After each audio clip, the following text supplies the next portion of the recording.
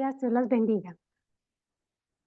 Bueno, ayer nuestra hermana terminaba su porción indicándonos un poco cómo había sido la selección de los candidatos que a través de Pedro y en compañía de los 120 discípulos reunidos con María, con los hermanos de Jesús, con María Magdalena, entre otros, había sido seleccionados.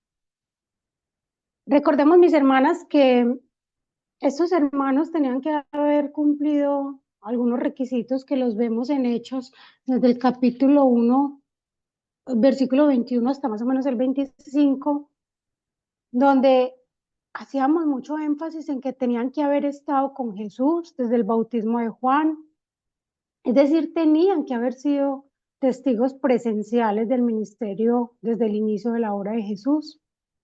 Esto porque tenía un propósito claro y era que tenían que mostrar autoridad, continuidad y todo el tema de la vivencia cerca de nuestro Señor.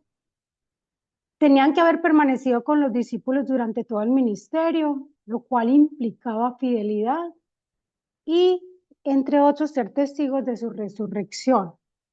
Y adicional, que hubieran sido elegidos por Dios. Cuando leía el versículo, mis hermanas que me compete el día de hoy, que es Hechos 1:26, que dice, y les echaron suertes, y la suerte cayó sobre Matías, y fue contado con los 11 apóstoles. Yo quiero hacer una pequeña división entre el versículo, para que primero entendamos, porque no me lo había preguntado a mis hermanas, qué significaba echar suertes en el contexto bíblico. Porque si nosotros nos vamos al día de hoy, echar suerte está muy relacionado con todo el tema de juegos de azar y por lo tanto es pecado. Pero bíblicamente lo entendemos es como una forma reverente que ellos tenían, que el pueblo de Israel, el pueblo hebreo tenían de buscar la voluntad de Dios. Entendamos que en ese momento ya no había una comunicación directa con Dios, como lo hicieron de pronto Adán y Eva, Abraham, Moisés, entre otros, que podían tener una comunicación, una relación directa, una respuesta directa por parte de Dios, pero en este momento parte de la manera como ellos buscaban la aprobación y la voluntad de Dios era echando suertes. Otro punto importante es que tampoco contaban con el Espíritu Santo en ese momento. No había pasado el día de Pentecostés, por lo tanto, um, tengo un micrófono abierto. Por lo tanto, su sabiduría era considerada humana y no divina. Tenemos muchos ejemplos bíblicos de echar suertes y creo que no lo habíamos tenido muy, digamos, presente, pero el caso de Jonás es uno de ellos que creo que lo tenemos muy, muy claro, es cómo los marineros después de esa tormenta, después de ver que todo estaba, digamos, vuelto un desastre, dijeron, ¿qué está pasando acá? Tenemos que echar suertes para descubrir quién es el causante de ese mal. Y en Jonás 1:7 vemos que la suerte cae sobre Jonás. En Samuel, en el capítulo 14, versículo 41, también dice que Saúl echó suertes para saber quién había pecado y estas suertes caen sobre su hijo, sobre Jonatán. Entonces, era una práctica clara que tenía el pueblo para poder pedir la dirección de Dios y entender que la decisión que tomaran echando suertes venía de parte de él. Pero también me preguntaba otra cosa, hermanos, y decía, eh, ¿acaso los apóstoles no tenían la autoridad o el juicio suficiente para que ellos hubieran decidido quién eran los candidatos o quién era la persona que tenía que haber seleccionada?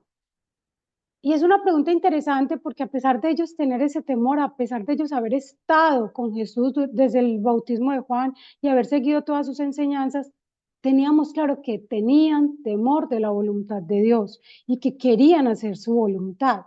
Por lo tanto, aunque tuvieran autoridad y tuvieran una cantidad de atributos que les hubieran permitido en compañía de Pedro, que estaba en ese momento liderando todo ese proceso, lo que ellos dijeron fue, tenemos que orar. Tenemos que orar porque, como le dice en el versículo 24, tu Señor, que conoce los corazones de todos, muestra cuál de estos dos es el elegido. Era una forma de pedir dirección a Dios cuando los humanos no podían discernir qué tenían que hacer, y es la manera que ellos tenían para probar que Dios tiene el control y que solo el resultado dependía de Dios. Pero un punto importantísimo que estuve revisando con el tema de también por qué los apóstoles no lo hicieron directamente, hermanas, es porque esto no dependía, esta elección no dependía del ser humano, esta elección era una elección divina. Y tengamos en cuenta que el apóstol que reemplazó a Judas, que ahorita vemos un poco acerca de Matías, era directamente una elección de Dios. No hubo más apóstoles. Tenemos el caso de Pablo, que fue un caso que conocemos su historia, hermanas, de cómo fue la elección de Pablo, pero todos los apóstoles fueron elegidos directamente por Dios. Y esto nos da un punto importante sobre el futuro de la iglesia, donde entendemos que no hay más apóstoles, que esto se acaba, que esto termina y que ahorita no puede ningún ser humano estarse autoproclamando como apóstol, porque es una elección divina y solo puede ser dirigida por Dios y elegida por Dios, no por nosotros como seres humanos. Entonces, es una manera que tenemos de afirmar que eso es un propósito que viene solo de Dios y que el ministerio apostólico, hermanos, no es una carrera ni un mérito humano, sino un llamado soberano.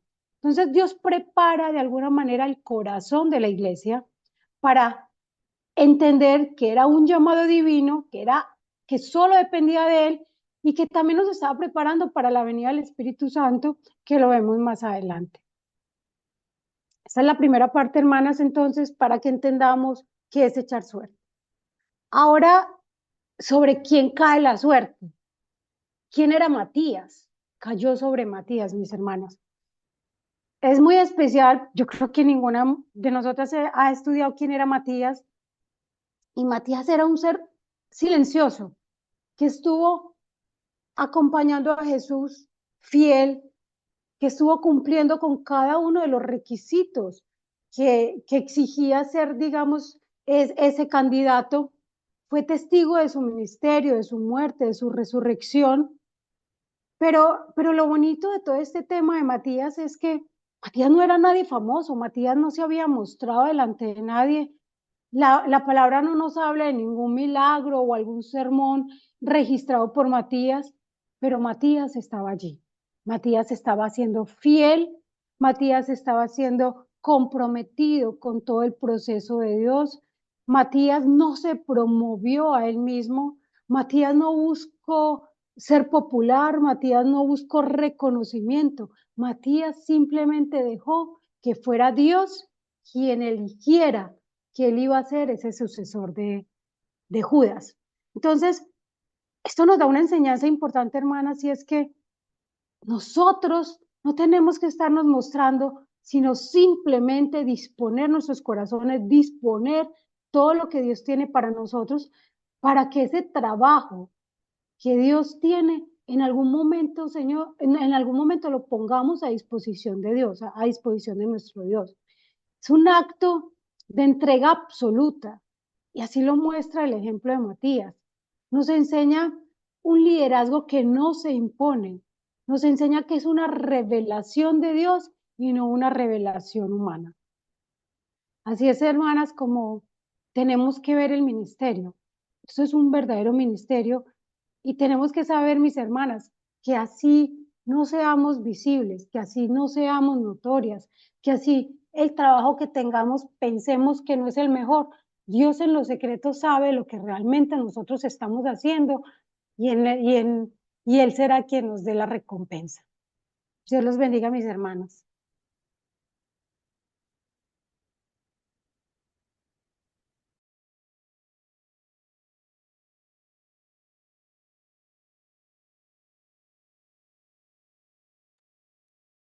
Muchas gracias, hermanita, qué edificante mensaje. Bendito sea Dios por su